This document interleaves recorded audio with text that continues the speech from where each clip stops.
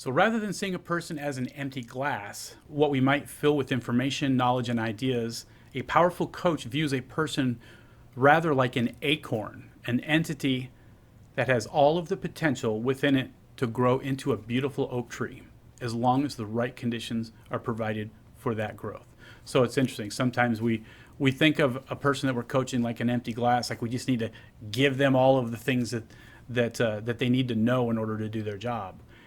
That's not coaching though. That's teaching. And so a coach rather looks at a person like an acorn that has the ability to grow into a beautiful oak tree, if the right conditions are provided for that growth. So a coach will help to provide those conditions for growth.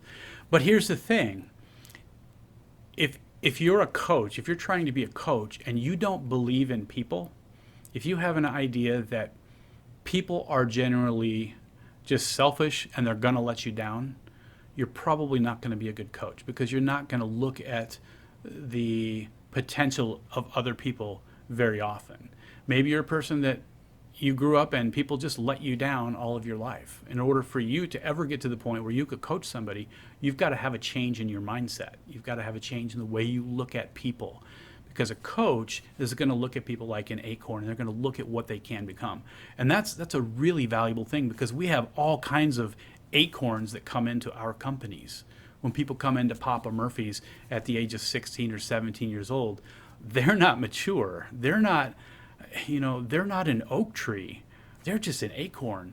And so sometimes, my generation and even the generation maybe older than me and younger than me might look at this Generation Z, these teenagers coming in now. We might have this negative look on them, like they can't be on time, they don't show up for things, they're always on their phone, they have no social graces, they're spoiled, whatever. See, if that's what we think about them, then that's all they're going to be in our minds. And you can't be a coach if you're going to just think the worst in everybody. But we need to rather look at those people and just realize that, hey, this is a future leader potentially that could do great things. The problem is they're stuck. They don't know what they do because they don't have anybody showing them. They're just following the crowd. And if somebody doesn't reach into the crowd and grab a hold of people and pull them out and help them, everyone's going to just follow the crowd generally. And so that's our jobs. We have all kinds of opportunities in our jobs to take young people and help teach them basic leadership principles. We have the ability to sit down and listen to them and figure out what they want to do and help them to get there. And that to me, I don't know if there's anything more important in life to me, honestly. I that's what I think about all the time, is just because I was one of those kids. I was that 19-year-old kid that was lost in the world and didn't have a clue of where to go, and didn't have any self-esteem or self-direction.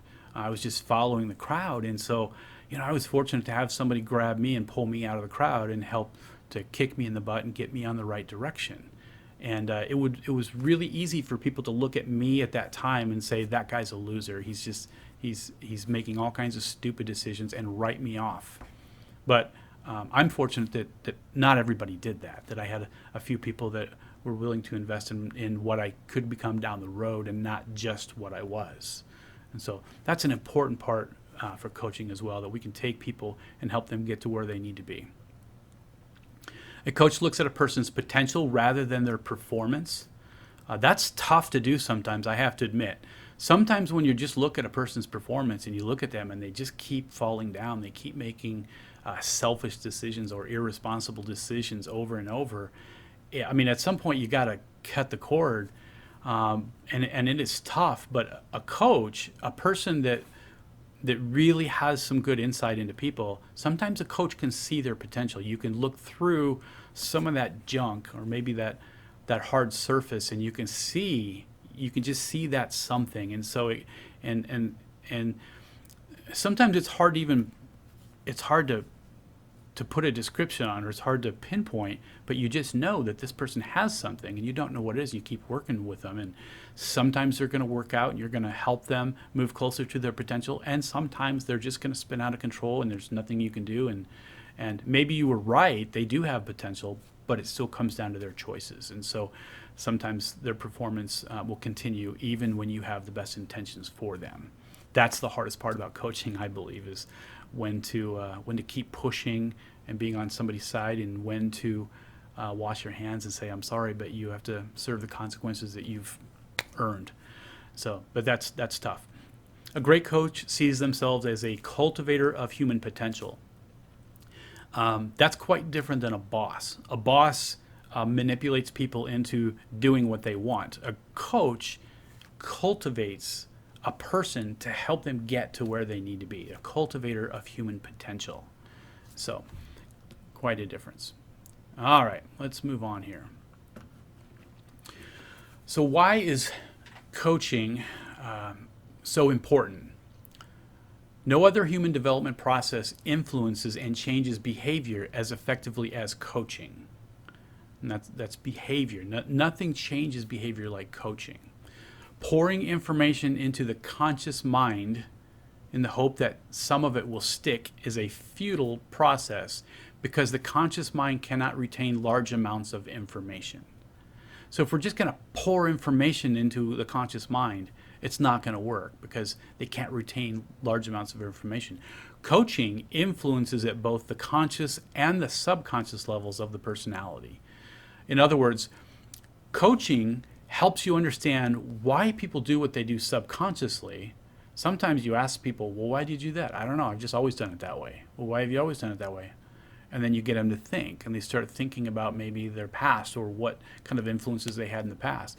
But then also it affects the conscious level too, because a coach can help people understand that, okay, just because you've always thought this way, you don't have to think this way going forward. You can think differently. And when you can help somebody understand that their subconscious beliefs about something are just plain wrong, and that somebody doesn't have the right to just believe what they've always believed just because that's what they want, that the responsibility is to come to the truth of the matter, then you can consciously make a different decision. So coaches influence people at both the conscious and the subconscious levels. Unless we change people at the level of their behaviors, nothing will change their results. So, in other words, you can tell people over and over not to do something, or you can tell somebody over and over to do something. You can just keep harping and harping and harping. And we've talked about that in our training course, just that harping and harping and harping. Sometimes you'll see at the grocery store, you'll see a young mother with a little kid or two, and she's just yelling at the kids, and they're just harping and just harping at them and threatening them, and the kids they're just not affected. You can just see they've just written off the mom, because she's trying to change their behaviors.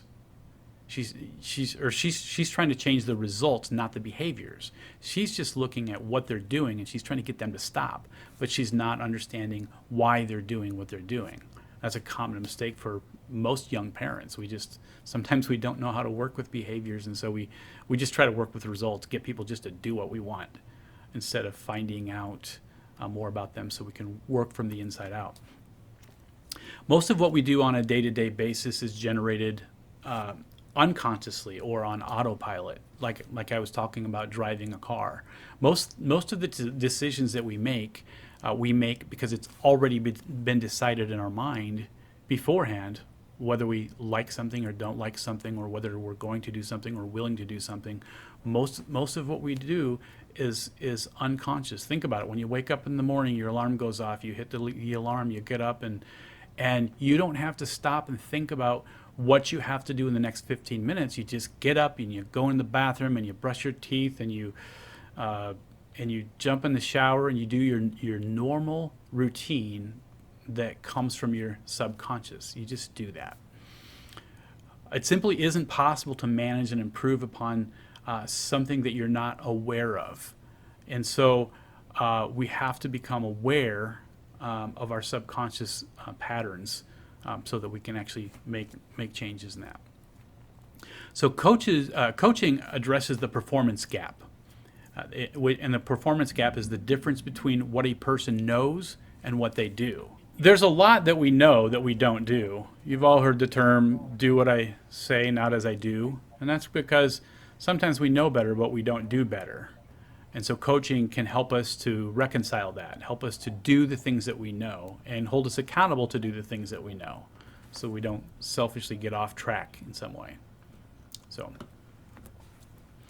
if we are to collaborate in creating lasting improvements in performance for our clients and not just put short-term fixes on it, we must address performance issues at the level beneath that which they occur. In other words, we need to find out the reasons why things are going on. So coaching isn't just about accountability. It's not just about, hey, why did you do that? You need to be different. It's, hey, why did you do that?